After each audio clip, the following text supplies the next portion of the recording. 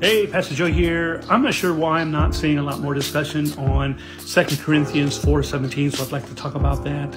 I also think it's a good time to be a believer and appreciate our faith. And if you're thinking about becoming a Christian, or you want to have a relationship with Jesus Christ, or you have questions, please feel free to send me a private message. I'd love to pray with you.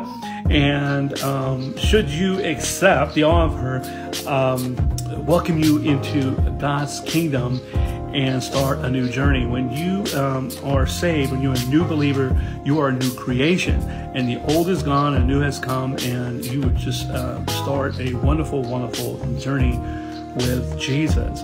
So our country, right? Our country is still very, very divided, and these are very unusual times. You got to admit, with the pandemic and now the conflict in Ukraine, which I'm going to get to here in a second. But it's going to get even more contentious because of the midterm elections.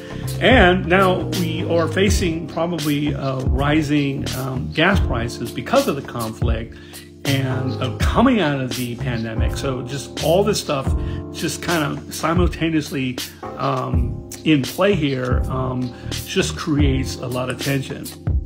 And then you have Ukraine, and I want to speak to you from a veteran standpoint. I've lived in other countries, and most of the world, you know, are good people, but there's a pretty good segment that that are raised either you know, through generations, do not have the values that we have, and some are impoverished nations, and so they crave or desire power and money, and will do almost anything to get that. And so there are people who want to do serious harm to those who get in their way, including the United States. Now, we are a superpower, so there's a little bit of hesitation when it comes to going after Americans, but we have to always be on guard.